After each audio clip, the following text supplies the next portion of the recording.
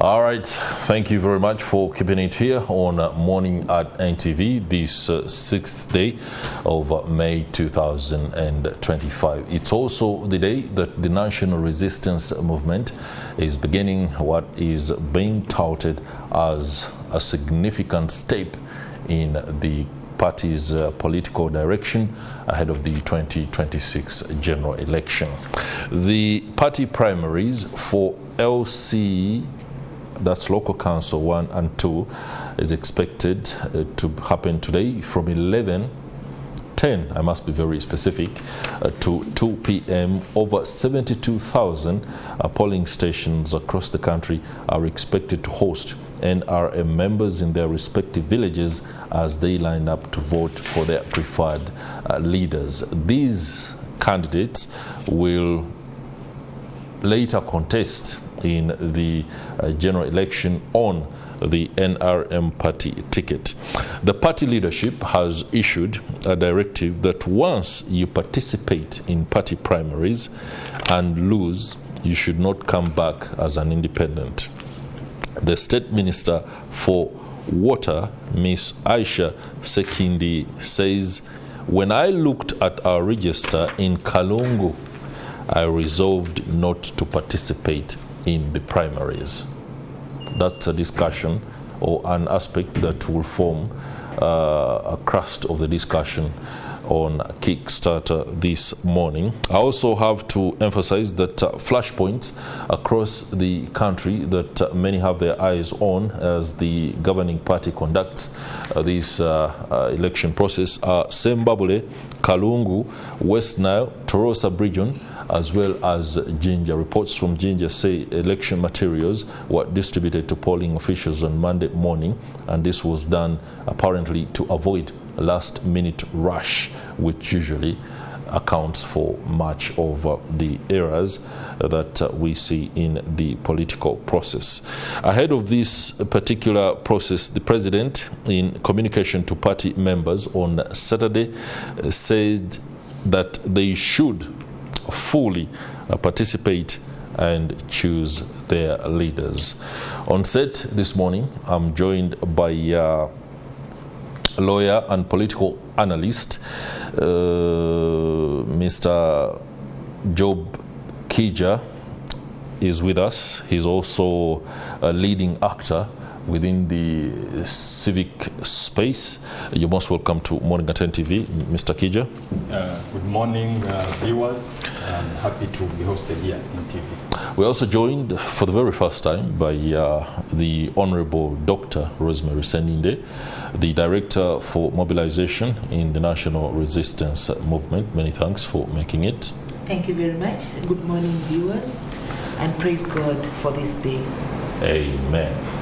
All right, let me stay true to courtesy and allow the lady to go first. Not the least because she's the Director of Mobilization in the National Resistance Movement. Today's process is one that not only puts the National Resistance Movement in the spotlight on how it will be conducted, but one that also strengthens the foundations of democracy, especially at party levels, before we begin the electioneering ahead of the 2026 general election. Speak to us about this particular process and what mobilization drives have been underway, especially as managed by your desk. First of all, I would like to thank God for this day, and I would like to congratulate the NRM family upon this day. First of all, as a party, this is a very major activity. It is a major mobilization activity that we are holding today when we are going to elect our structures at the village level, right from the village level. Of course, as we have been guiding, we have already given out the guidelines. We have indicated what is going to be done today, and of course, we expect our people to reach their villages where they normally converge for meetings. We are going to start with the baraza, and of course during this baraza it's a precursor to this election, and we are going to be auditing our register. Of course, previously, you know, we have had a major activity where we have been registering our NRM members. And after that, we, of course, had to come up with our register for elections, for our voters. And today, during that baraza, the people will be looking at reading name by name, and this will be done by our registrar at the village level, who will be reading out the names to the members that will have converged. And then, of course, this audit of the register is a very important activity during that baraza, because, like you have already pointed out, one of the members saying she's not going to contest because she's not confident about the register. It is a challenge we had in the previous elections. But this time round, I think this is one of the things that we have wanted to ensure. And it's the reason we have come up with the register. So during the baraza, this will be a very important activity during that time, where people will be confirming the members that have come to vote. And those who are probably dead, those who have shifted, who have moved on. So it will be done during that time, and then after that exercise, then people will now be going to vote. Yes. Allow me to stay with you very shortly, and just to get things very clearly. When you speak about the baraza, we know how time is managed within African settings, and we also know how hot discussions in any one such meeting can happen. If you say voting will begin at 10, according to the statement that was outed here, and to go up to 2 p.m., isn't that completely misreading the rollout of this? Shouldn't this process shouldn't it have been given a whole day, for example? Allow the baraza or the meetings to go on until about midday, and then the voting begins after that. Of course, the chairman of the Electoral Commission of the party has made it very clear, and a statement has been given, of course, indicating that we expect our people to begin converging from 8 o'clock in the morning. Of course, I know there has That's been 10 minutes away. So we expect people to begin converging from 8 o'clock in the morning and up to around 10. So at 10, we expect the baraza to start. Now, during that exercise, of course, it may take some time. So we expect at least exactly midday the election should begin, up to around 2 o'clock. All right, thank you. And because it is not by ballot, it's about lining up. It's lining up. So, so as soon as people get into the lines and the lines are counted, then that will be it. All right, we'll talk later about how universal suffrage and lining up behind certain candidates causes animosity to some communities a little bit later, and how it's likely to affect this. But allow me welcome on board Anderson Burora, the former Deputy RCC for Rubaga. I can see there the NRM camaraderie taking its day between you and Dr. Sseninde. Welcome to Morning at NTV. Thank you, sir. Great, I'll be coming to you shortly. Allow me ask Mr. Kijja, what the NRM is doing right now is standard stuff. Any political party has to undertake primaries. However, the integrity of the process is something that we cannot shy away from, including that a full state minister has already stated the fact that she's resolving not to participate in the primaries on account of irregularities. First of all, I want to state that it is really commendable that the NRM is undertaking this exercise, because that is what every political party should be doing. So it's really something that is commendable. I mean, they've done a number of amazing things, including the update of their voters register, which they started quite early. So that is quite also commendable. The digitization is also really commendable, but also the fact that I think of all the parties, it is the NRM that had its roadmap ready, I think, earlier last year. So those on that, really, I think we need to give the NRM credit for that.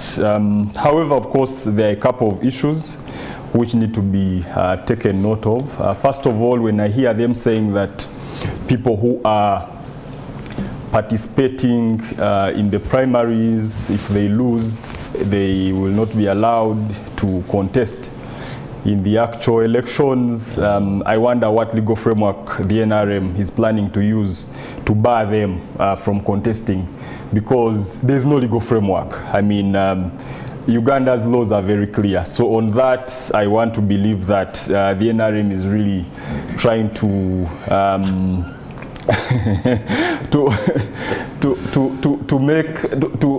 to set itself up for really an uphill task. Okay. Secondly, the voters register, the membership register, it's really commendable that they started the update quite early. It is digitized. But you know, when you hear the numbers, they really take us into the corner that we don't like going with the NRM, because so many accusations have been made of the NRM. Right now, they are claiming that their voters register has 20.7 members. I mean, their membership register. As we speak, the Electoral Commission roll has about 18.1 million people. This is growth, by the way, by 100%. Okay? The NRM register has grown from 10.7 million to 20.7 million. That's really magical. It's really mystical that something like that can happen, that within a period of 5 years, your membership can grow by 100%. So there should be something wrong somewhere that we need to interrogate. And for those of us that have been talking about free, credible elections in this country, and the NRM, of course, has time and again been really on a pedestal in terms of the kind of elections that they conduct, at least for the past 4 decades. So clearly you can see that if I were in the other party, I would be saying the election is rigged from the onset. The other issue really that we need to focus on when we are looking especially at these primaries is the question of violence. Historically, the NRM primaries have been synonymous with violence. And I think actually in some instances there's more violence in the NRM primaries than even the actual final elections. So to say that the violence that goes on in the NRM primaries actually defines the nature of violence that we are going to experience in the elections, in the actual elections. Now the question is, how prepared is the NRM to deal with this violence that has happened in its primaries time and again? Now, of course, we have seen a couple of pointers in terms of this violence. If you look at what happened in Kawempe, for me it was just really a dry run for what will happen in the national elections, but also what is going to happen in the NRM primaries. Secondly, PLU is an important factor which is actually going to play a critical role in terms of how the NRM primaries are conducted, but also the actual elections. We have already seen, at some point we saw the leader of PLU asking all the PLU candidates to come under the NRM. Now, already we are seeing soldiers, okay, that are declaring intention to contest. They are contesting within NRM, but they are PLU leaning. Ruashande, is it called Ruashande? Ruashande, that's Zimbabwe. Zimbabwe. Retired brigadier. Yes, Remiyaga. Yeah. If you see the manner in which that campaign, let me call it a campaign. I know campaigns are not yet open, but in certain locations they have started. So clearly you can see that when you have soldiers getting in, there's something that it tells us about what we should expect in terms of violence. The leader of PLU has been drumming sounding the drums of violence, and this clearly it's been visible through his Twitter handles. I mean, he has already demonstrated to us what he's going to do. Yesterday we saw Eddie Mutwe appearing in Masaka Court. This is something that we should be expecting, that is going to be happening to anybody that is engaging in the politics. Now, we can argue that it is happening to members of NUP, but I can assure you this is going to happen to NRM individuals that seem to be opposed to PLU candidates. So the question for me is, how is the NRM preparing to diffuse this violence, which has already been sounded by the leader of the means of violence, because I want to assume that the UPDF should have the monopoly on the means of violence. So the leader of UPDF has already declared that anyone that is not going to be siding with the people that seem to be favorable to him, already he's saying, yes, anyone that doesn't side with my father, but of course when you go to the primaries, it will be anyone that does not side with the people that are anointed by him are going to face it rough. So the question is, how is the NRM prepared to deal with that violence at that level? Finally, let's look at the timing of these LC1 elections. Yes, it's a good thing that the NRM is conducting its primaries at LC1 level, but the people that are going to be replaced, let me say, their mandate expired long ago. I know that in July last year, the Minister for Local Government extended their tenure by 180 days. Regulation 11 of the Local Government Act allows extension by only 180 days. As we speak, it is 300 days, okay? Which means we are 120 days past the period that is allowable in terms of extension, according to the law. So the mere fact that we are not actually taking our LC1 structures so seriously, and the reason the elections were extended is because the Minister of Finance failed to allocate 50 billion shillings, only 50 billion shillings, okay, to cater for these elections. So the question is, to what extent are we taking this seriously in terms of the local government structures? Because these are really, really important structures in terms of our governance. They play a critical role in terms of mobilization. All right. If you're mobilizing, even you remember during the COVID pandemic, they are really, really instrumental. So the question is, do we take these only serious in as far as they meet our political objectives? Because right now, yes, we are going into electioneering. They are going to be so critical for NRM mobilization, or we take these structures important for our governance. Now, let me just say one last thing. Please do. There is a very big challenge that we have in terms of having a blurry line between the roles that these LCs play as administrative structures in terms of governance, but also as mobilizers of the NRM. So the question is, how do we ensure that that line is widened such that these LC1s, even when they are elected, they are not looked at as the extension of the state apparatus to give an advantage to the NRM. All right, thank you very much. The question about local governance and how this, what appears to be an illegality, is affecting this whole thing. The days that he talks about will be answered by the Honorable Doctor. But Mr. Broda, you've been a resident city commissioner, and the security preparations of the national resistance movement is something you're pretty much abreast with. How is the NRM prepared to deal with the likely violence that might be triggered by today's process on account of the contestation within the national resistance movement that is led by PLU, as Mr. Kijja states? I think that is an allegation, and well, it could be something to think about, but most of these PLU members are members of the NRM, a section of the young people who sympathize with the MK movement, but they are largely members of the NRM. Majority of them are in the structures already of the NRM. And for example, the Secretary General of PLU is a member of the NRM, and he's in Parliament on the ticket of NRM. And he has been in the NRM for as long as I know, because we came at the same time in the Youth Council and the youth leadership of the party and the National Youth Council.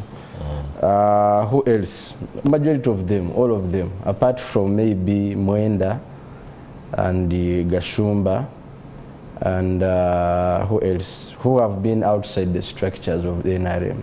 But the rest have been the member and are still members, and they have never pronounced their subscription. And PLU is not a political party. It is a group of people who tend to feel a pressure group within the party. So there is nothing new. So much sway. There is nothing new or different they are creating within the party, and they still remain a group. Maybe it is a wing which has the same values within the party. I see no alien in them, and I see no different activity they are bringing on board. You see, in such a season, contestation and violence are almost, the difference is minimal. Because this is a struggle to either take what one has or to keep what one has. So to me, I think the contestation, the chest thumping, the aggressiveness is permissible in my view. It's permissible. It is to some degree, you don't need it to be an excess where it goes on to maybe claim lives or to injure one or cause injuries. But if it is kept within the limits, to me it is permissible, because this is a contest. It happens once or in a few months, in 5 years, and political power is never claimed in a church setting, is never claimed on a round table. We need to take political power so serious, and the level of aggressiveness is most times appreciated. It is most times seen as a level of the willingness to defend. And anyone who is not willing to go an extra mile to claim what they think is what they deserve, because in life, I have a life saying that in life we don't get what we deserve, we fight for what we deserve. So I think what we need to look at here is the level. The NRM, I think being in power for this long has been intentional. And this kind of organization whereby structural leaders tend to take part. For example, we are going to have elections in the 72,000 villages countrywide. And I can assure you that there is nowhere you are going to find a village that didn't vote countrywide. There is nowhere you are going to find a village where there are non-members of the NRM countrywide, as opposed to previous elections where you had about 200 members of parliament who had no contest from some members of other parties. So it shows you that the NRMs, and actually this boosts the confidence of the party. It boosts the confidence of the members. It shows, it prepares, you know, the coming elections. How is it going to be? And one of the things I think I wanted to respond to my brother Kijja, LC1 positions are partisan positions. They are partisan. And being a partisan, any political party that takes the position of LC1 in that particular area, that leader values and advances the values of his political party. The mobilization he does, the ideological talk he gets around his people, the branding around himself, all carries whatever it has to do with the political party or the ideologies they possess. Does that relate also to the service delivery? That is what I'm coming. There is a distinction between politics and service delivery. Administration. Administration. At some point, a leader will realize that we are doing immunization. We are mobilizing for immunization. This has nothing to do with NRM, because mobilization cuts across. So this leader is mandated to participate, you are going to realize that a program like PDM has nothing to do with NRM. The difference we have here is that people don't, and I will explain to you as well. There is a difference between a party and government. We know. You get it? I do.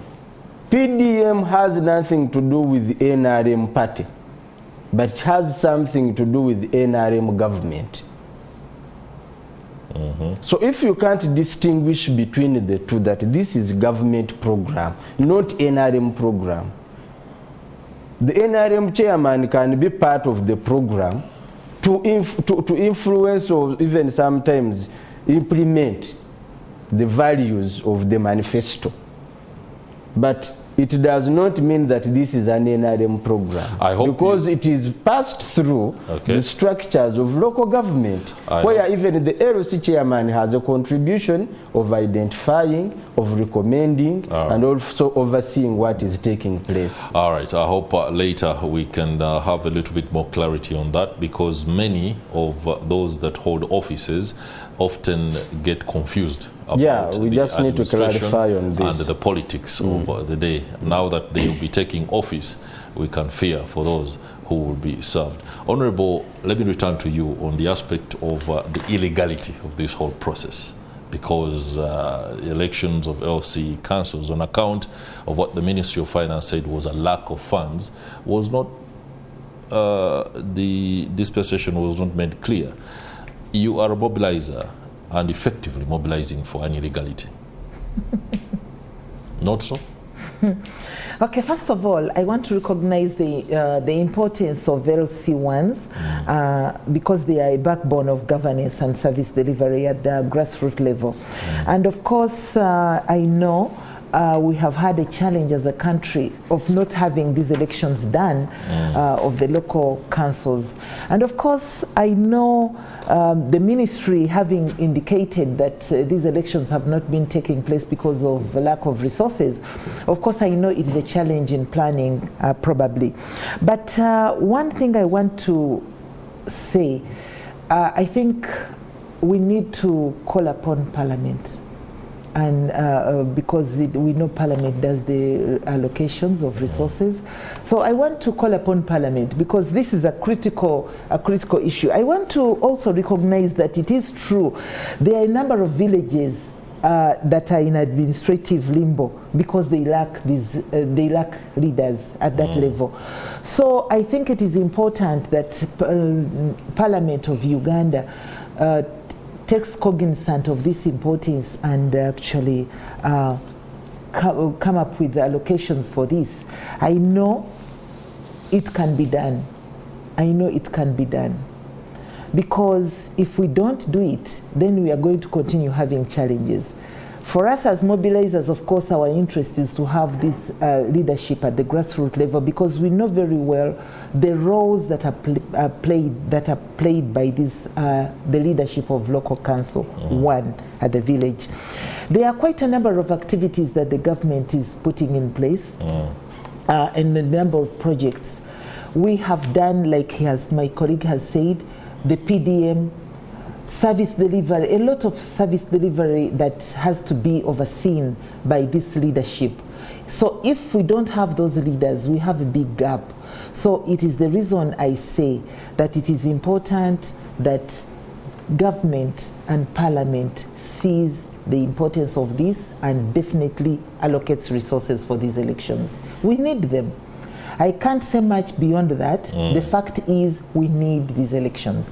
And it is the reason, like NRM, we are going to elect our flag bearers for local government, for local council 1, in preparation for that election, in anticipation that this election will definitely come.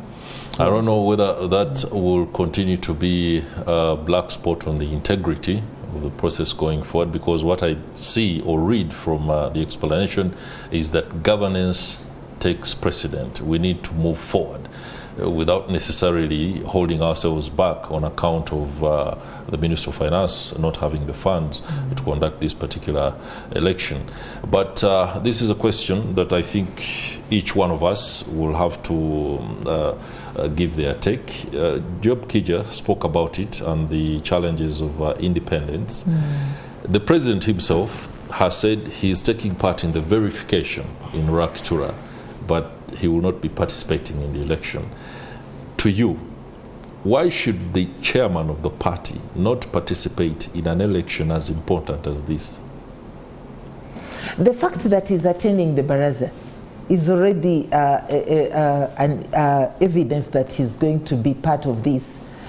If he's not lining up for a candidate, that is another thing. But the fact that he's attending the Baraza, which is a crucial part of this election, I think that is already good enough. Is it? I think the president gave his reason as to why he will not stand for any candidate, and which is really, I think it's a valid reason.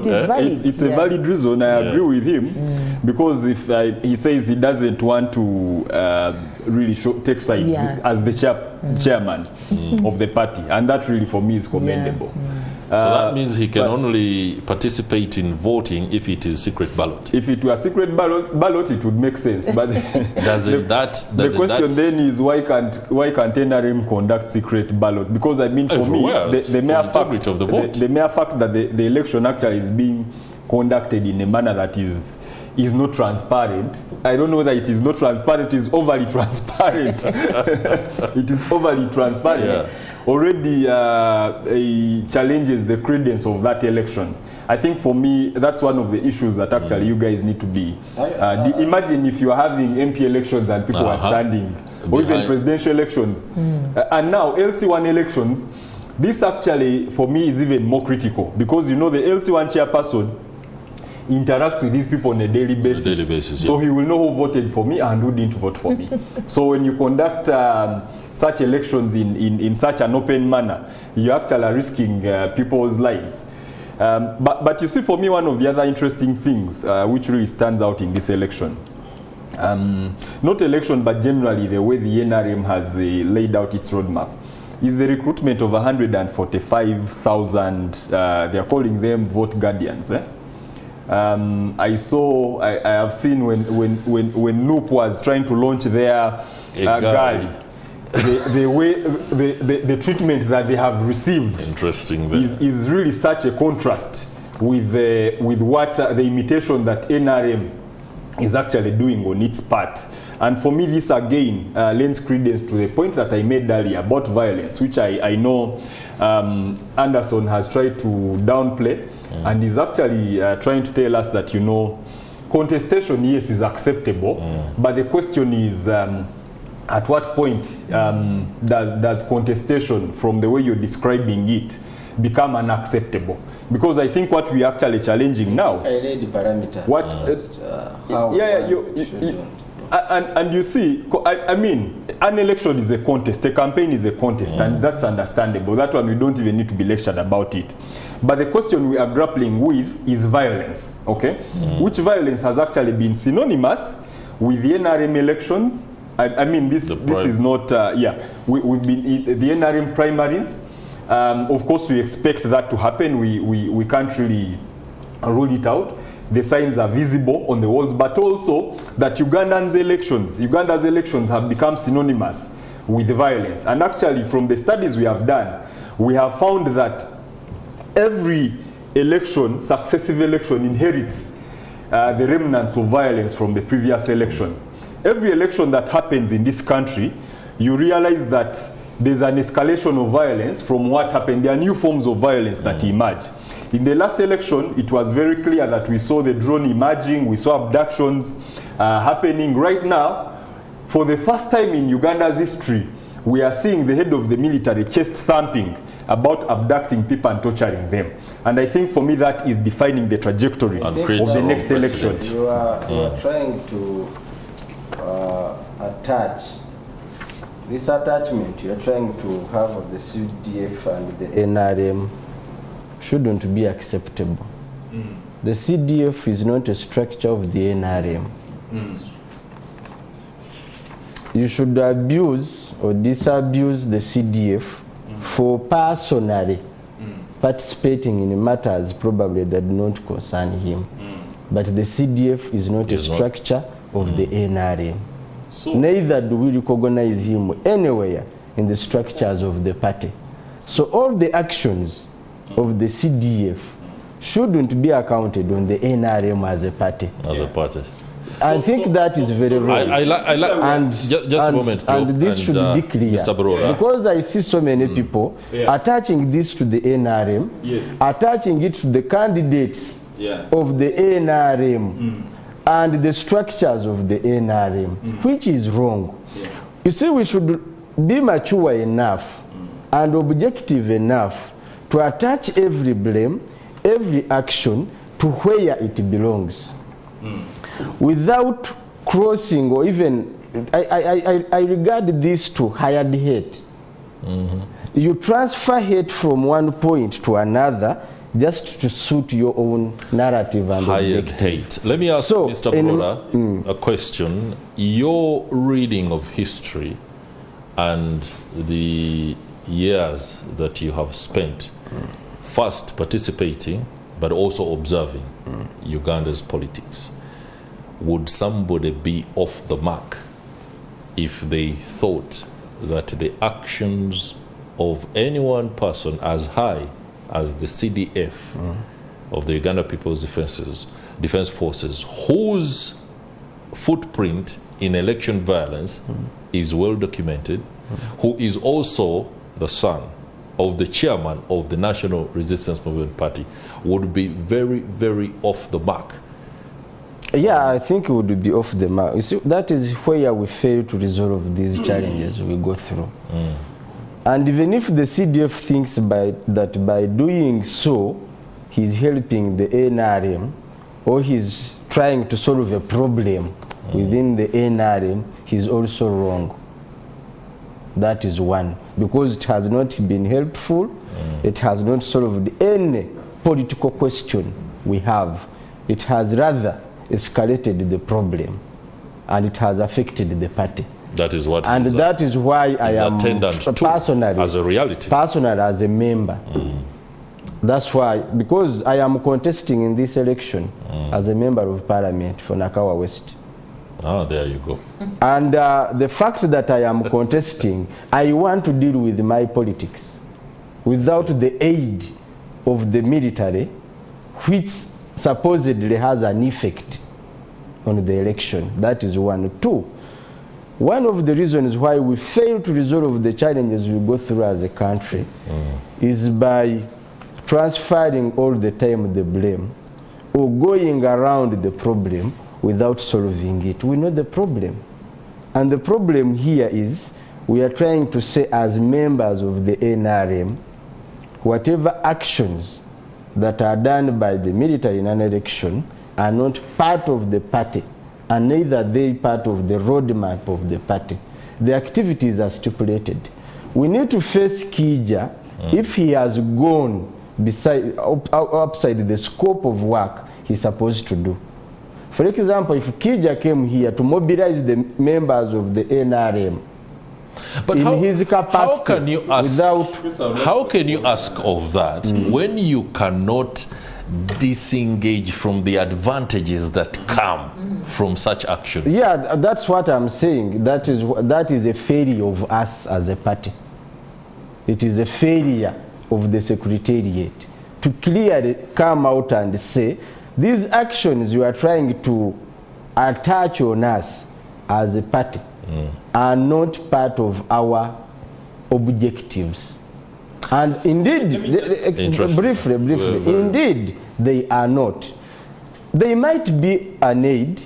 There might be some sort of they give connection. a huge advantage to the national resistance. Yes, that's what I am saying. Across board. That's what I am saying, that the party as a secretariat should be bold enough.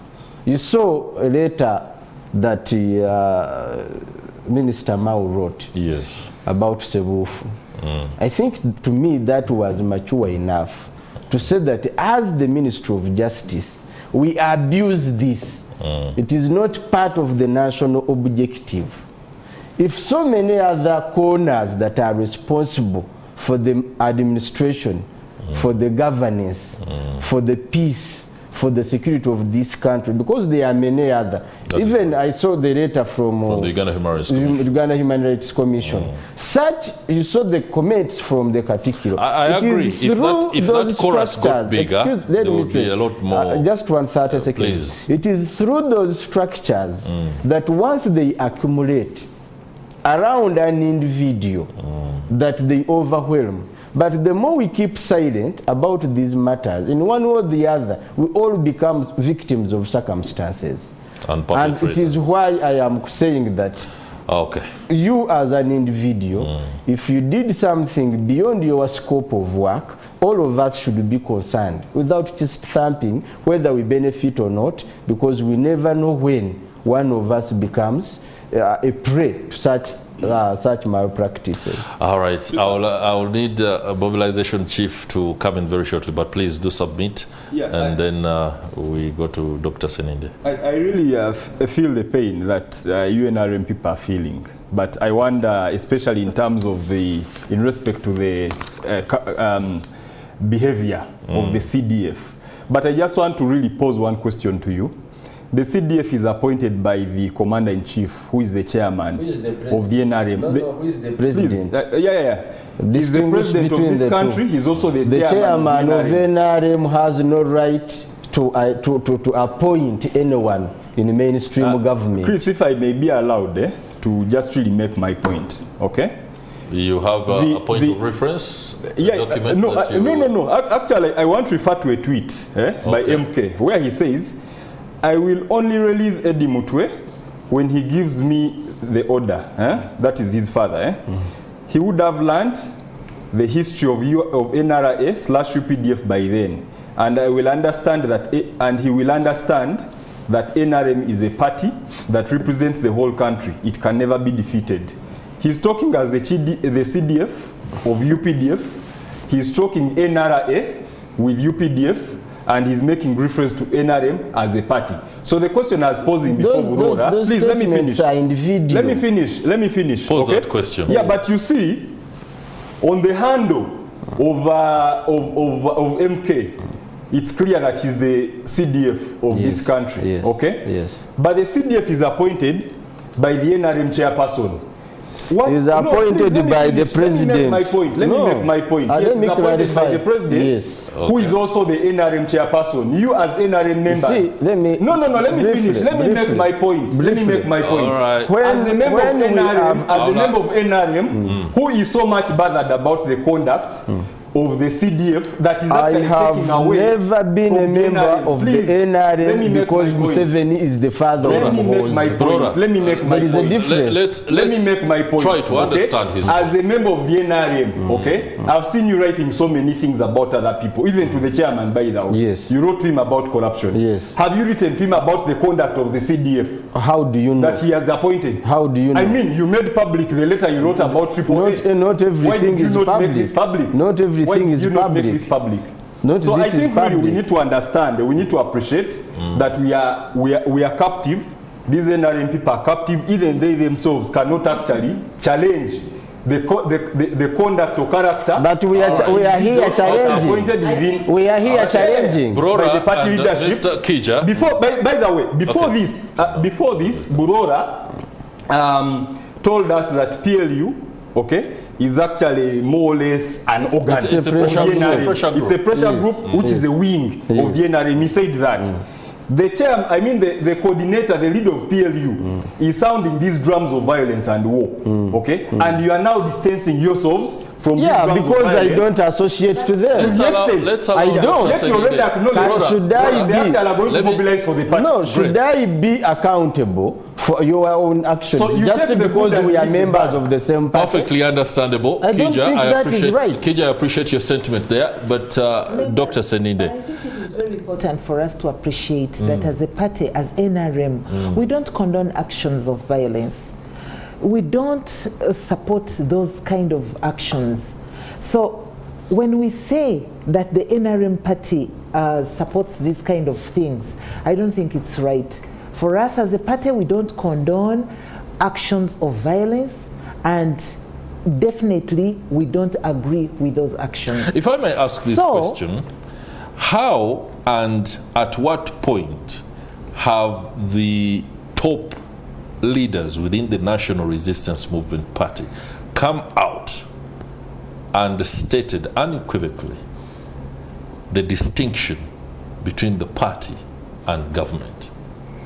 But I think... Why are you quiet on it? We need to appreciate the fact that the NRM, being the party in power, led by His Excellency Yoweri Kaguta Museveni, who is also the chairman of the party, does not mean that...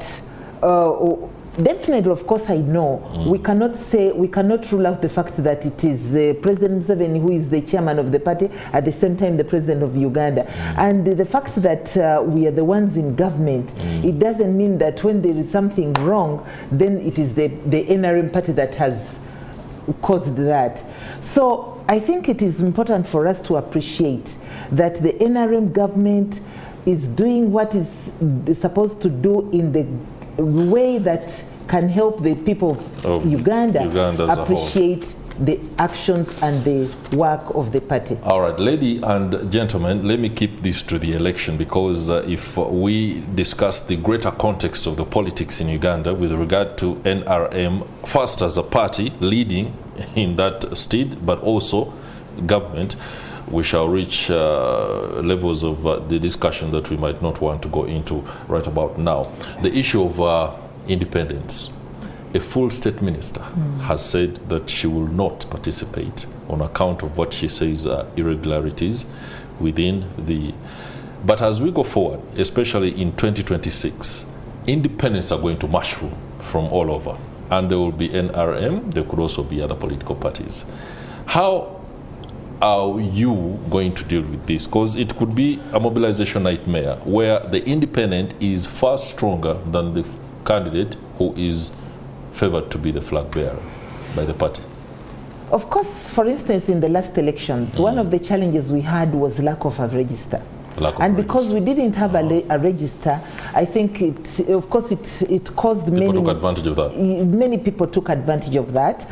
Some of those who contested in the primaries were forced to come again in the general elections as independents because they were not satisfied with probably what happened during the primaries.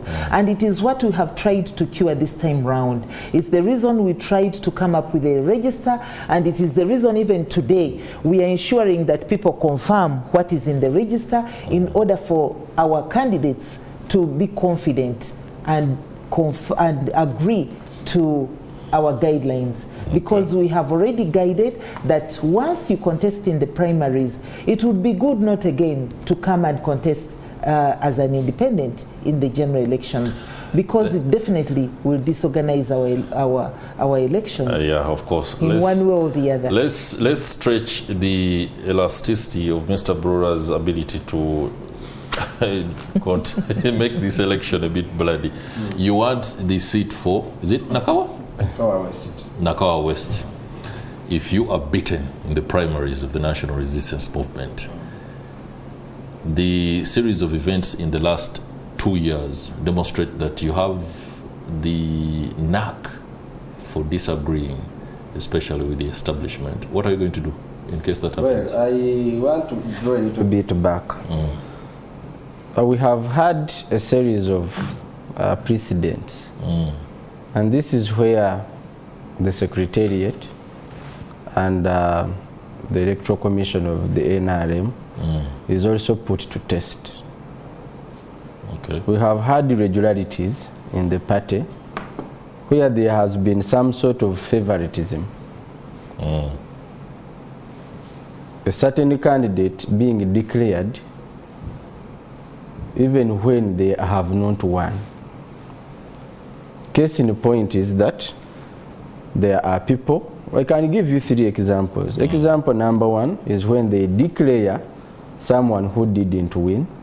Upon petitioning, it is found out that actually indeed this person did not win. Another scenario, the victory is upheld.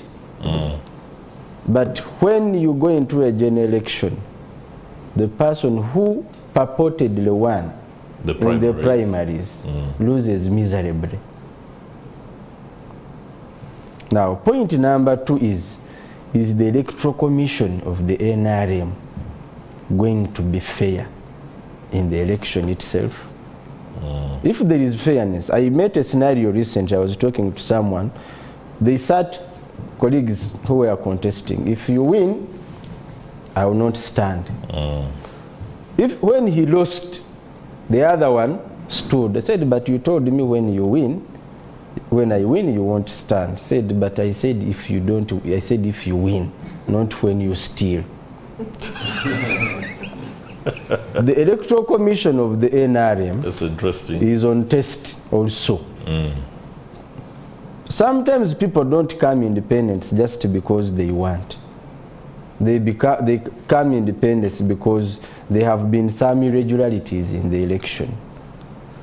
And if the Electoral Commission stands that test, I am very sure so many people who have no reason to stand when they have lost clear cut, people will not come to contest. Now, what is important to notice here is that in the NRM, we have candidates who are popular in the NRM. Within the party. Within the party. That is right. But you see, when you go into a general election, you are not elected by members of the party only. Only, yeah. You are elected by even other political parties, given on the ability of the candidate. So how are they going to resolve that? We have members in the party who are purportedly senior. They have been around. They have that cloud of fear that no one wants to antagonize them. They have power. They have money, but they are unpopular. All right. Now, that is where the problem is going to come, whereby some people who are favored within the party structures, and you can't do anything about it. They will bully anyone, they will beat anyone, they will buy anyone, but they are unpopular. They are not using popularity to campaign.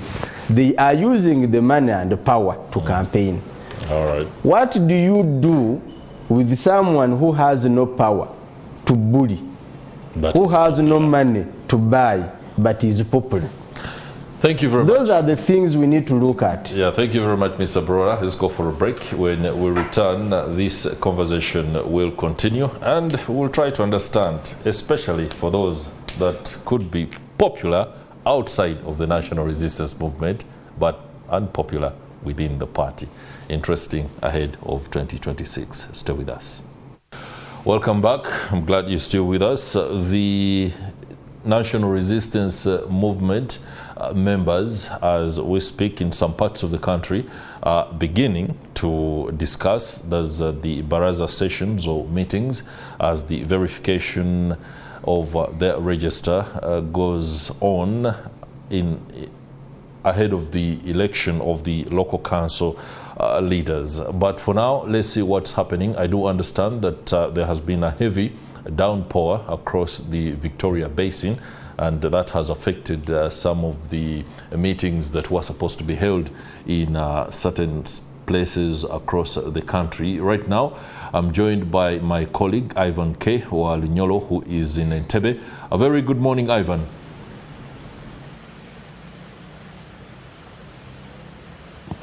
Well, Chris, you can say it's not a good morning from here in Entebbe. Just we've taken shade here at a comprehensive secondary school here in Chiwogo, Entebbe municipality. But just like you can see the weather outside, and I do not know whether this is happening elsewhere in the country. That's where the elections are supposed to be taking place. But you can see it's still drizzling. Whoever is arriving here is at least holding an umbrella. But what I can say from what is on ground is that this exercise has not yet yet started. I think the officials, I've seen some of them arriving, and maybe in 2 hours or 1 hour from now, that's when we'll have the exercise start. Of course, there is a slow turn up. By this time, we expected that maybe there would be a flock of people coming to take part in this election, but they are not yet here, and we think maybe in the next hours they will be doing. But here with me is the chairperson of NRM in Entebbe, who I just want to ask, and he paints for us a picture of what is real on ground. Gatubulire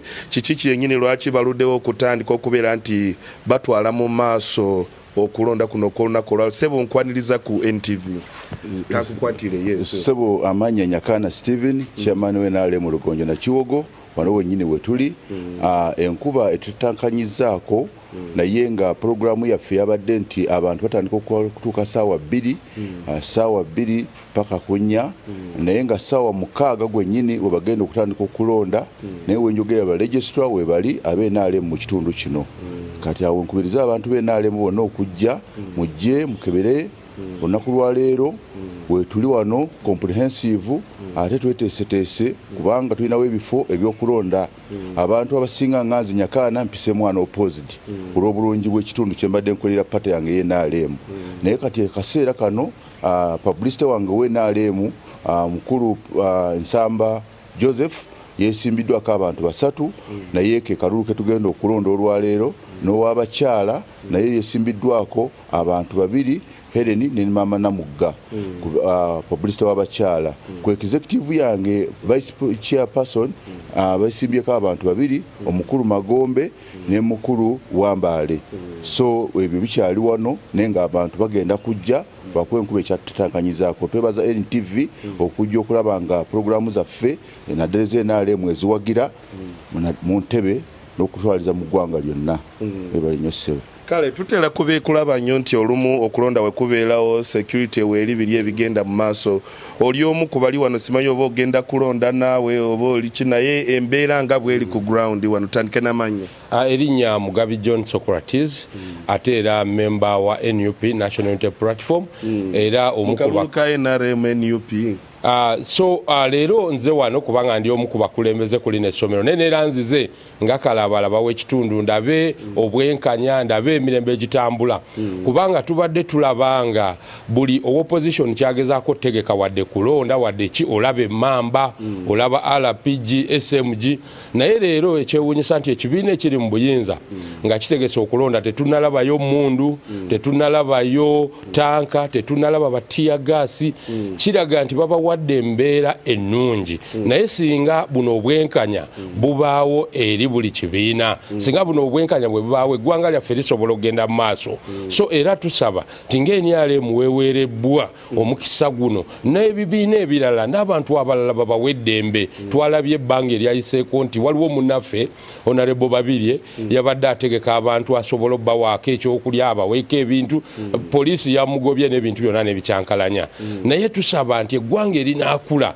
wabeewo buli siding esobola okwasembolinga basobola okwassociatinga bano baganda baffe tukulidde wano mu kitundu naye leero twesimye nti ndi wa NUP ate nange nziza okulaba wenteesa kalabalaba ne mbagamba mwenga mwesiimye emirembe gino mugina naye ffe leero singa ffe ababadde bagathalinze singa tulaba RPG singa tulaba abalina bomb squad abakiso tusaba gavumenti ne state ereme kubaako nabyana nabaana ereke buli kibiina kyexercising right yakyo association n'okuchuzinga abakulembeze nti guno omukisa gwa ideas competing chairman Nyakana atugambye nti mu bo balinamu abeesimbyewo so tusaba buli side eberenga esobola okulaga ideas zaabwe wezivuganya nga si bantu kulwana si mundu kubaawo then tujja kuba n'emirembe emirungi ng'era we twagaliza NRM naye ebeere n'okulonda okulungi naye tusaba gavumenti ereme kubaamu nabyana nabaana kubanga leero singa ebadde NUP singa wano waliwo emundu singa waliwo tanka singa waliwo RPG singa duka bagamba teobunkeeko obuli wano naye tusaba nga bwe bawadde abaana baabwe ab'NRM ekibiina ekiri mu buyinza bwe baba bakolera n'abalala bonna. Ogambye weesimbyewo nawe okay just can call 15 seconds over to producer ngambe naye biki bye weegwanyiza nga mu Entebbe gwe naawe yeesimbyewo wadde oze kulaba mbeera. Kakati nange ndi omu ku beeyagaliza okulaba nga tuteeka ettaffaali ku Entebbe n'eggwanga lyonna. Ng'era nze esimbyewo Mugabi John nzize ne experience nene mbadde mu Chamber of Commerce, MDF n'ebitongole ebirala bannakyewa. Tulaba Entebbe ng'ebakasilayidinga. We tugenda ku butale leero Entebbe mu programs za youth media zisinga Entebbe ye yasinze okuswala nti obutale oba kye tuyita lock up mu tax park abakulembeze abo babeewadde. So tetuyina nfuga y'amateeka. Nsuubira nti omukulembeze member of parliament ku kigambo ekitibwa rule of law agenda kuba akirwanirira era nze mu muli w'ekyo alabe ng'agenda okulwanirira amateeka tusobole okulaba ng'abasuubuzi bafuna nabo obwenkanya basobola okukola business eziriwo. Tuyina obuzibu bw'amataka naddala mu kino ekyalo kye tulimu nti kibba ttaka kingi obufere bungi. So Mugabi John asuubira nti wagenda kubaawo eddoboozi erigenda okuleeta enkyukakyuka oba ze tuyita reform wano mu Entebbe tusobole okweyagaliza. Mpoza kanaasembayo mu municipality 15 ze babadde bakebera ku Entebbe we tutuuka mu buyiiya n'okuteekawo emirimu gy'abavubuka. Entebbe twakoze bubi ku lwaki kubanga municipality eteekawo license eziri expensive abavubuka ne batasobola kukola business. So Mugabi John abasaba obuwagizi obwo tulabe member of parliament agenda okuyamba ekitundu. Kale Mugabi John ne chairman wa NRM mujagala kubebaza okuweeyo akadde okubeera nti mwogeddeko naffe amacha g'olunaku olwaleero. But Chris, like I earlier said, if still my camera person can give you this feel, that's where the election are supposed to take place, that field or that pitch. But as I speak right now, you cannot see any official, but I've given you a reason that the downpour that is being exhibited maybe in some other parts of the country is also what is happening in Entebbe. And we hope that maybe when it clears, 2 hours, 1 hour, 3 hours from now, this exercise will be taking place. I want to link the conversation back to you. In case of anything, we'll also be on ground to let and update our audience. Good morning to you, Chris. Ivan K. Walnyolo coming to us live there from Entebbe and of course giving us updates on what is happening. It's unfortunate that an early morning downpour has conditioned the delays. We do hope that the process can begin in earnest as soon as possible. Allow me return to the studio where we have with me, I have Anderson Brora, the former deputy RCC for Rubaga. I have with me the director of mobilization at the National Resistance Movement, Dr. Rosemary Sseninde, as well as Job Kijja, a lawyer and a political analyst, helping us understand what exactly this means for the country as the governing party undertakes grassroots elections. Let me begin with Dr. Sseninde. You've also heard from the official from the National Resistance Movement within Chiwogo and also another member from an opposition party who has expressed what is no doubt a valid concern. When the NRM is conducting its duties, there is peace.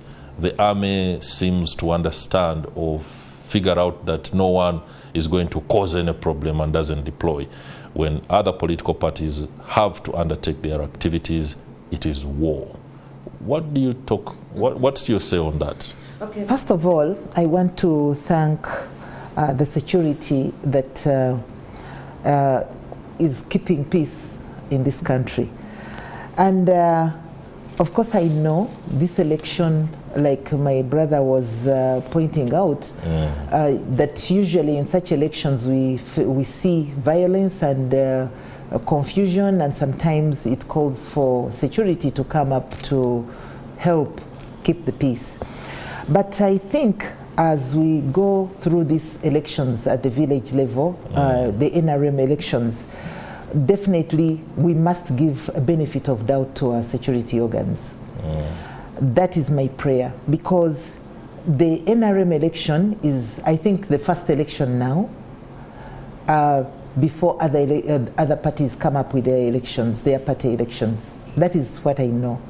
So now that we are having the NRM elections today, and of course the whole of this month we shall be concluding our elections because we are going to have them at different levels. So now that there is this kind of peace during this election, I have no doubt even in other parties we'll face the same. We'll have peaceful elections. It all depends upon how we behave during those elections. That is what I know, and that is what I have always seen. So if we don't cause mayhem, if we don't cause confusion during those elections, then I don't think security will come forcefully to disorganize those kind of elections.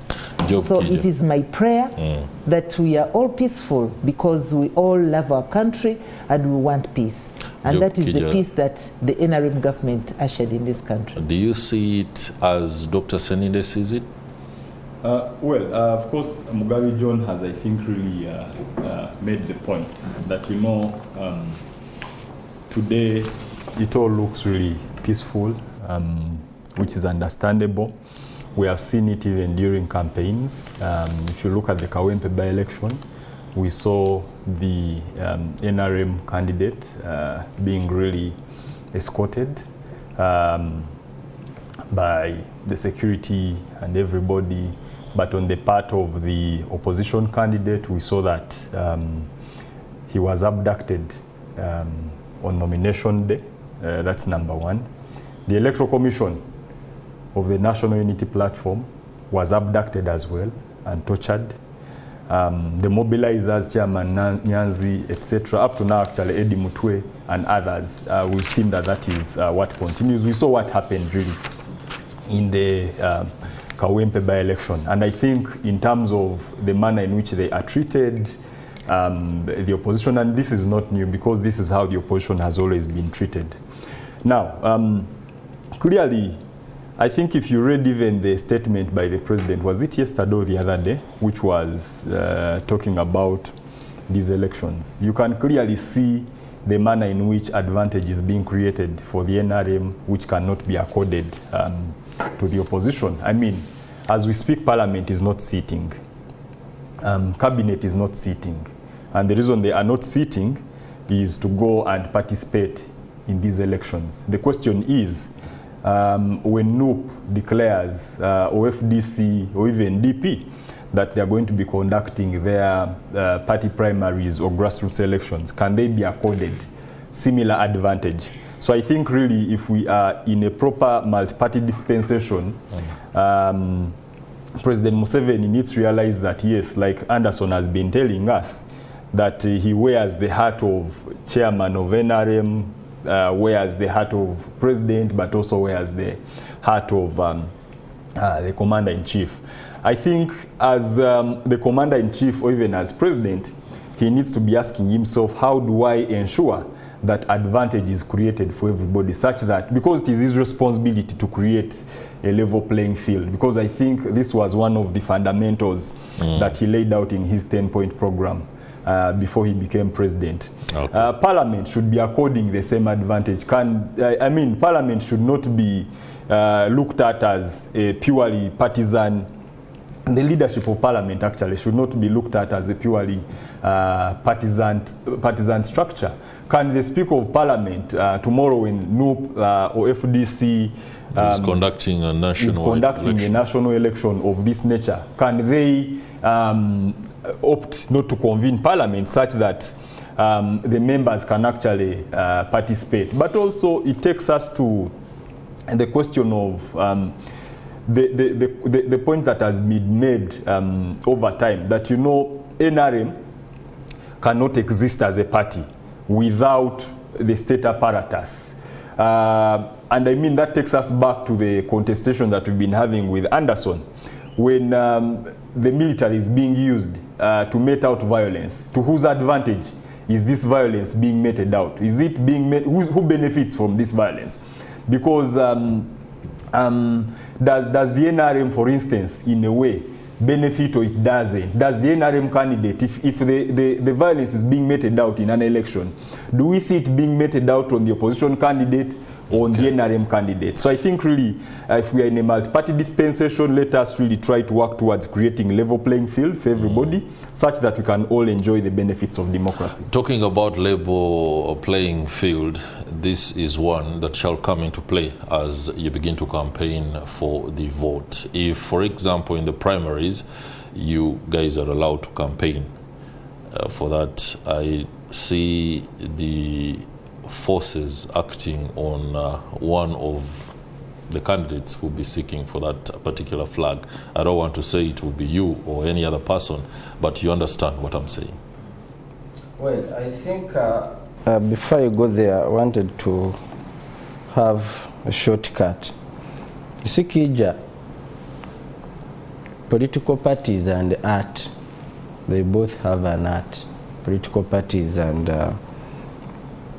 other fields of which form the superstructure of our communities. There is no way you are going to launch your structures dubbed Kunga, dubbed protest vote, dubbed all of that kind of radicalized sentiment, and you think it's going to be allowed. But you have launched Vote Guardian. I am coming. If we are a political party, I think we need to remain within the confines and acceptable parameters of what a political party should be and what a radicalized group should be. If you are organizing against the rest in a manner that is somehow disenfranchising, intimidating, violating the standards acceptable, I don't think you should be treated the same way. I really don't think political parties should be, the spaces should be taken away. But I also think that spaces that have been violated should be taken away. It is in two ways. Political parties have values. And among the values is equal share, equal platform, equal participation. You have seen the chairman of the NRM and the NUP contestant. He's coming to observe. And he's acceptable. He's accepted, he's there. You have seen where an NRM member cannot attend a barrio. Just a barrio. Where anyone is welcome to grieve and mourn. It is a culture, it is an African setting. You are not even allowed to attend a burial of a friend or even a fellow leader. So if we are talking about tolerance, You have to give an example. if we are as an example of what? Of an NRM leader being stopped from Kijja, where attending have the you burial. been? No, you can give an example. Where have you been? Because context is important. No, context is very important. So give an example. If an NRM member cannot attend just burial where an UP has lost someone, we have, you see, Segirinya was a very good close friend of mine. I could not attend Segirinya's burial. You are just out. Just because of politics. So when we are talking about tolerance, we need to also have measures. We need to have precedents. And I don't want Kijja, with your organization and the platform, to advocate for issues that actually that do not matter, and you leave issues that matter. Issues matter, inclusivity in whatever we do, irrespective of our political affiliations, should be platforms that are for all. Okay. So what I want to also say is that violence in an election, you see, violence is a reaction. It is a process. Violence does not move out just out of a blue. It is an action that comes, that leads to a reaction and counter-reaction and so on, until it becomes to the level of violence. So as we go into these elections, I don't think you can only have monopoly over violence, but it is for a limited time. Doctor, give us your last word. I just wanted to add on what my brother commented on members of parliament, parliament closing when members, because the NRM is electing. I think it is also very clear that when you look at the parliament of Uganda, almost 3/4 of members of parliament are belong to the NRM party. And some of them, actually all of them, are also chairpersons of their constituencies, as NRM chairpersons of their constituencies. So when such a major activities are going on in their constituencies, definitely you cannot rule out the fact that they have to go and attend these elections, because they play a critical role in those elections. But in addition, Parliament sitting when 3/4 of its members are not there, you can imagine how effective that Parliament would be. Including the leadership. Including the leadership. Of the Parliament. So I think that one must be very clear, and we must understand and appreciate that fact. All right. That is the context within which you're saying that is the numbers game. But it will work well for the Speaker, for example, at a time when an opposition party is holding critical processes within its internal organization to say for these 3 days or 1 day, briefly, let's respect briefly, DP so that all it can other political parties, their activities are held internally. They are not held externally like the NRM. So I don't see how anything that can be handled in the room. I didn't understand that very well, but we can always have a debate and talk about these other issues at any one given time. And Morning at NTV for today will suffice. Many thanks, Dr. Rosemary Sseninde. Yes, I want appearing. to allow me to call upon all the NRM supporters to ensure that they go to their villages and participate in this very important activity in preparation for coming elections. Thank you very much. And thank you too, Mr. Anderson Borora and Mr. Job Kijja, for making it here on Morning at NTV. Again, I would like to urge each one of us that is participating in the election today, including the baraza or the meetings, exercise restraint. Your view is important, but do not assume that it should override everybody else's view. Let us cooperate as Ugandans. What's happening today is not the end of Uganda, and any one person that wants to create animosity should be dealt with in the right way. Do not take matters in your own hands. We need to put violence out of the election process so that we can be able to determine the future of our country. I'm Chris Higenyi on behalf of my colleague Priscilla Regina Naloga and the team behind the scenes. Many thanks. We'll see you guys tomorrow.